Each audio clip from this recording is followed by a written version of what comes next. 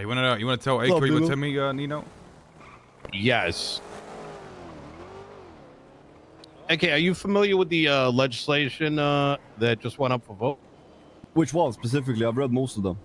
Well, kind of in general. Do you have any questions about any of them? I guess let's start there. Don't really know. Easy.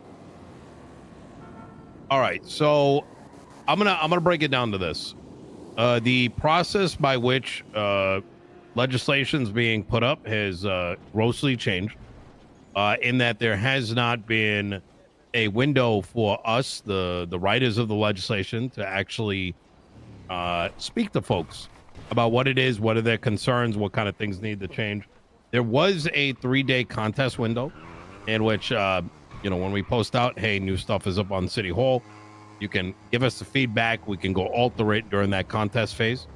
However, while the legislation got posted up, the law was changed from underneath us, removing a $100,000 cost to contest it, the vote, to create a referendum. And what that resulted in, so Ursula Leichenberg said she wanted to go and contest 6 of them. A judge removed the $100,000. It went up for vote. And then we woke up to all the votes being up on the ballot with a bunch of propaganda. So now all of a sudden our window, since it's free. I'm sorry? You could basically lobby it then since it's free, or is that precisely?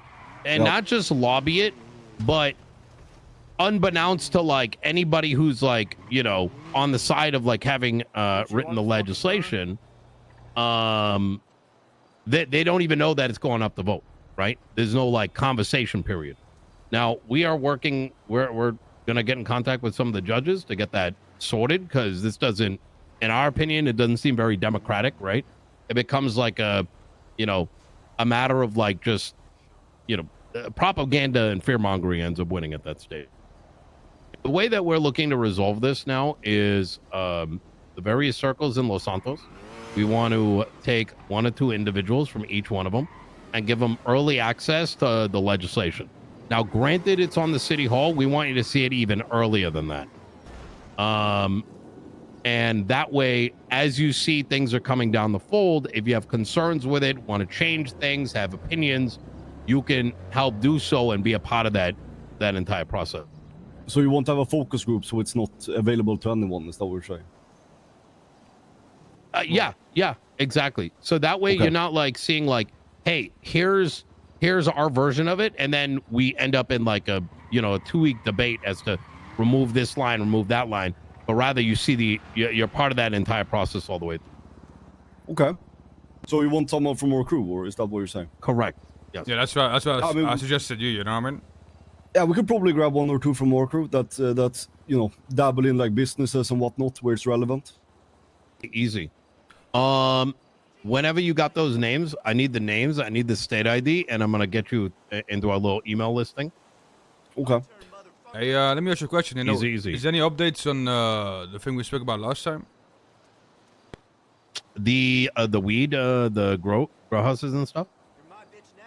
No, the materials. That's MOPEC.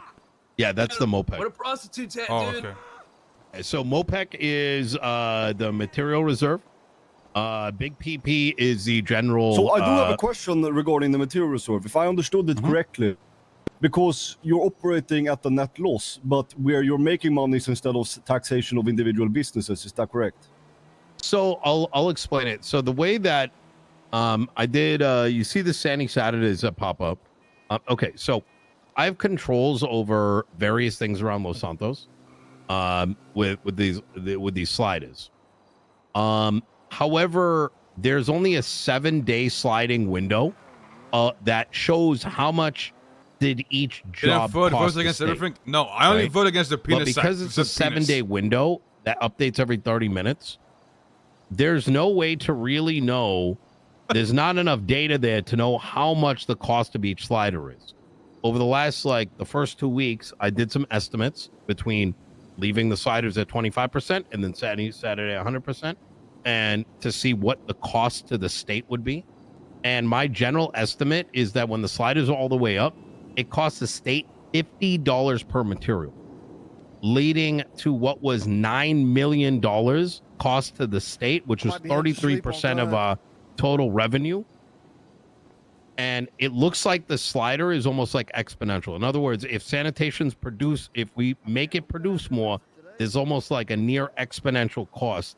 Yeah, but okay, forgive me if I'm incorrect here, but the way I understood it was that you were gonna use a budget which a sanitation worker could go to the state and say, hey, I want to sell my materials to the state. Correct. For a higher price. So you would buy over market price. Yes. And then you would put those materials in mechanic shops that have first dibs on those materials for a lower rate so that they can operate at a good cost, right? Exactly. So in but other that words, would mean that you would lose money, but instead, where you lose that we money, lose instead less you would get money on taxation, than. no? So the reason why we lose less money is because bumping the sliders costs so much more to the state than us actually spending money. Exactly. I see. Okay. And that makes on sense. top of that, even if I blast it, everyone puts it in a buck coin, right? It just means more gangs going and getting, which is fine, right? But it doesn't solve the mechanic issue. So by having MOPEC, what do you call it? We can get like, let's say 50,000 a week, 100,000 a week. We could even get the car pods. So whether it's like Mosley's, whether it's this mechanic shop, that mechanic shop, we can give them some amount of material. We don't want to do it where it needs to be managed in a way where it's not a monopoly, but it's taking like a fraction and making sure there's at least some parts. We also do not want to create a dependency, right? Where the mechanic shops depend on us.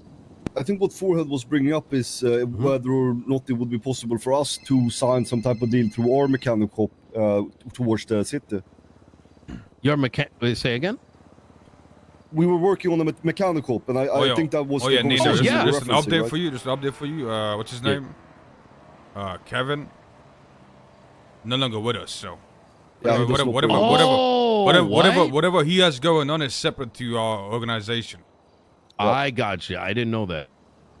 But Future said some shit, but I didn't pick up on that. Okay. To my understanding, there was talks about having our mechanic shop that was tied to him in coordination with the city and buying materials through that legislation that you passed. The thing is, the plan has kind of changed now, so we're looking at maybe starting up our own mechanic shop within our crew. 100%. Look, if we get the reality of the matter is, we've been put in a very shit position, where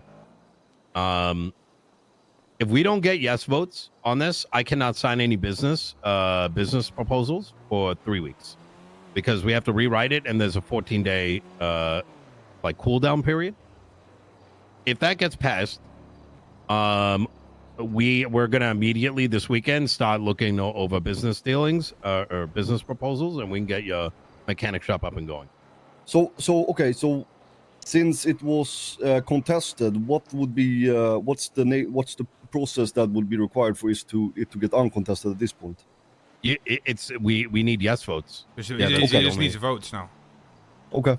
But I mean, like I said, we can help out with votes. It's not a problem, right? But but okay, I still have one confusion though, because you were mentioning certain people from different groups coming and putting in votes. Is this something that's relevant now, or something that you want to implement?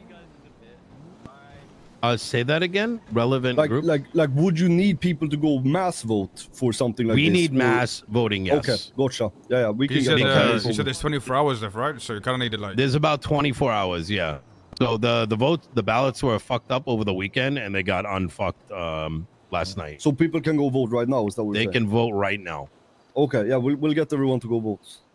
I appreciate that. Pretty much, I fully expect every piece of legislation to get contested now, as there's no barrier. You just need 25 people petition. What was the nature of this person contesting it? Was it just for spite, or what was the purpose? I mean, I can give you details. Look, I've been there's been some like north versus south bantering, like, you know, we call them blaners and shit like that. There was some issues between me and BCSO, where there was a point in time where when BCSO was operating down here, it would cost our county money, and we didn't have the money. We just didn't have it. So they're just bleeding us dry. So a lot of, let's just say, disagreements soured very quickly. Chat, you after guys having are left so them alone, stupid, I bro. think You that guys are sourness so kind of fucking increased. But then there was also fears that I wanted to kick them out of Blaine County, which, you know, I've said that, but realistically, that's just not possible, right? But I think a lot of that has kind of taken to heart. Things have kind of amounted to a point that I think it's kind of, this is their way of like fucking back with me. You know what I mean? Yeah, fair enough. Okay. But the thing is, like, I squared it away with them, and then they threw sand in my eyes. So I'm seeing fucking red at this point, transparently. All right. I mean, we'll just to be transparent with you, like, we'll vote for anything that favors us at the end of the day. So. Absolutely. And I want to, in that same light, my only function is to make sure that the people of Los Santos are good. I'm not taking any sides with any crews, but that's why I want you guys at the table seeing this legislation, and any issues along the way, we'll get them sorted. All right. Okay. Yeah, I don't have any questions unless you have something for. No, sounds good.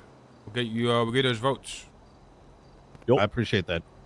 Gentlemen, yeah, as soon as you can, send me an email, and I'll get you guys hooked up. All right. Yep. You take care.